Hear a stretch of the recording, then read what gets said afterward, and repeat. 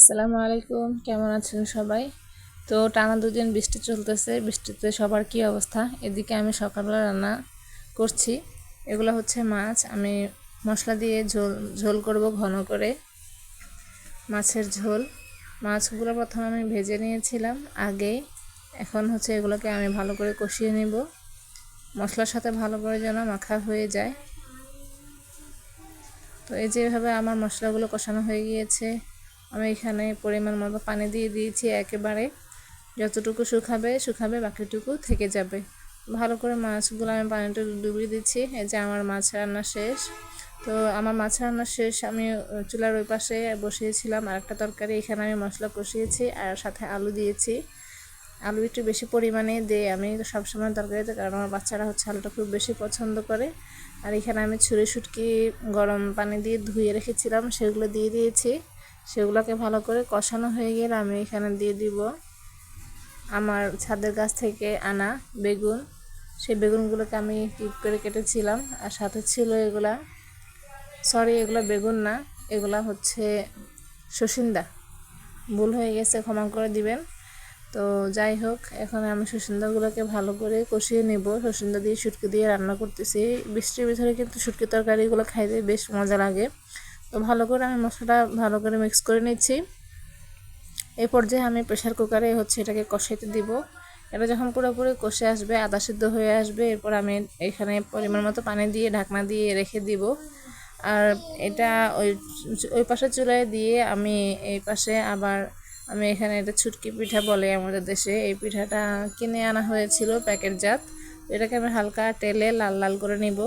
এটাকে যখন তেলে নেওয়া হয় তখন কিন্তু এটা খুব সুন্দর একটা স্মেল আসে, ঘ্রাণ আসে, ভাজা ভাজা একটা ঘ্রাণ। আমি যেভাবে খুব সুন্দর করে নেড়ে হালকা আছে এটাকে ভেজে নিচ্ছি। আর পাশের চুলায় হচ্ছে আমি দুধ জাল করছিলাম। এই যে, তো দুধগুলোর মধ্যে আমি দিয়েছি পরিমাণ মতো চিনি, লবণ, এলাচি, দারুচিনি, তেজপাতা সব কিছু দিয়ে আমি হচ্ছে দুধটাকে অনেকক্ষণ ধরে জাল করেছি।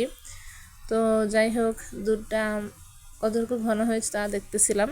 তো এখানে এগুলো ভাজা হয়ে গিয়েছে, আমি এখন এগুলো অল্প অল্প করে গরম দুধের মধ্যে দিয়ে দিব। আর গরম দুধে দিলে কিন্তু জিনিসটা খুব ভালো। আমি এগুলো ঢালছিলাম, দেখুন গরম দুধ আর গরম এই পিঠাগুলো একসাথে ঢালার কারণে দুধগুলো উতলে পড়ে গিয়েছে অনেকটাই, আফসোস।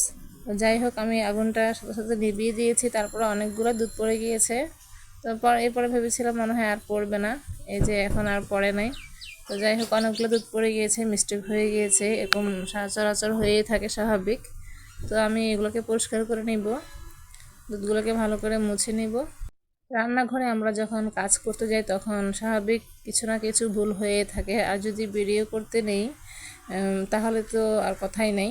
ভিডিও করা আরেকদিকে হচ্ছে রান্না করা, দুইটা মিলে অনেক ঝামেলার ব্যাপার।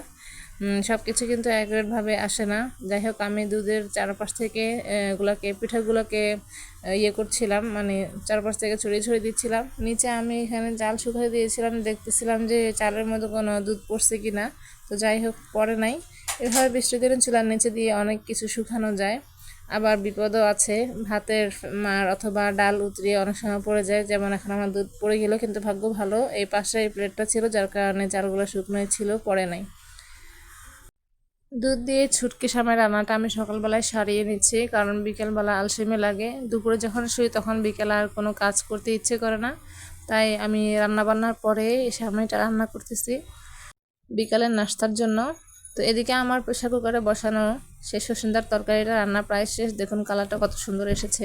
তো আমি আরেকটা ভিন্ন পাতিলে তরকারিটা বেড়ে নিচ্ছি প্রেশার কুকার থেকে।